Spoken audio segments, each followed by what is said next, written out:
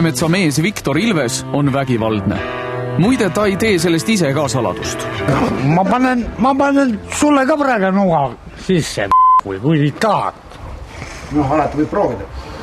Davai jõhali. Tundub nagu, et sa oled ohtlik natuke tüüp. Mis asja? Oled sa nagu ainult loomadele ohtlik või oled sa inimestele ka ohtlik?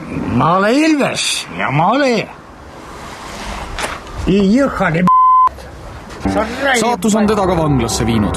Nüüd vabaduses olles valab ta oma kibestumist välja loomade peal. Kord peksab ta haamriga või tulistab püssist kasse. Siis jälle pussitab oma teele jäänud koeri.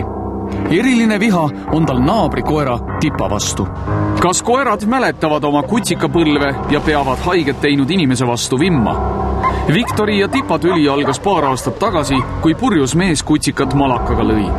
Tipa jättis selle meelde ja iga kord, kui mees ta kuudist möödub, näitab ta oma suhtumist vihase klähvimisega.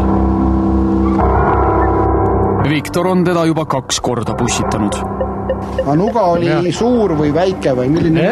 Ei olnud seal väike nuaka, nii ja naad. Las mul pika viina olla, siis ma oleks ta läbi läiganud. Aga see oli väike. Koera omanik ja naabrid on tõsiselt häiritud. Poisid seisid kolmekesi seal trepi peal. See Marika oli trepi peal. Keegi midagi ütleb, mina läksin sinna, kukkusin jälle urjutama. Ma ütlesin, Viktor, mis on nüüd ometi, tiid sa oled hullus läid või? Ja siis väike Anneli läks juurde. Ma ütlesin, Anneli, mine eemal ära sa juurde küll mine.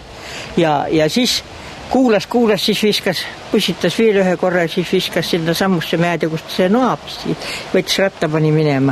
Mina ei tea, kui mina ei ole sinna läinud uritama hakanud, kas nad oleks rahnud seda koera ära tappa või ma küll ei tea. Temal oli ammu see viha vind selle koera vastu, et see koer öösel augub. Tema uni on segatud, seda ta peksis ennem ka juba. Haavatud Tipat nähes helistas koera omanik Sergei politseisse ja loomakaitseseltsi. Pärnu loomakaitsjad toimetasid verest nõretava Tipa tõpratohtri juurde. Tegemist oli tõsiste vigastustega, naha ja lihashaavad olid siis selja ja küljepiirkonnas ning mitmed torked näopiirkonnas. Et küljepealne haav oli siis puhtalt nahahaav, seljapiirkonna haav oli, lihased olid läbi lõigatud, nii et seal oli päris korralik verekaotus. Tihemetsa rahvas teab aga rääkida, et Viktor Ilves on teise ilma saatnud nii mõnedki kassid ja koerad. Talle pakuvad see justkui lusti. Tihemetsas ta tappis ühe väikse taksikoera ära. Küll ta on varemgi selles majas koeri tapnud ja igal pool mujal on tapnud, see on naabri kassid ära tapnud. Kass oli kohvipurgi ümber ajanud, sest oli kassil haamriga päris peale sodiks löönud. Kassil olid pojad tulemas. Viktor Ilves ei tee ka ise asjast saladust, vaid uhkeldab oma vägitegudega. Tuli lava peale ja mina pani kohe sisse ja kuul lennas suust välja. Kus see toimus? Siin sama toas. Sinu enda kass või? Ja. Aga naabri kassi sa lõid haamriga maa? Kuradi haamriga. Neid on haamriga maa ka. Avameelselt pajatab ta oma sugulastest ja vangis veedetud ajast. Mille eest sa istusid? Mille eest?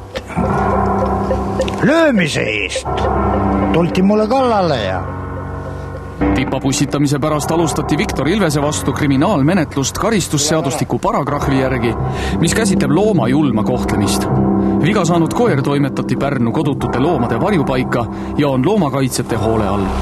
Tipa paraneb, aga on pärast pussitamist inimeste suhtes tõrges ja ettevaatlik. Ei tea ju, millal võib kahejalgse käest jälle nuga saada.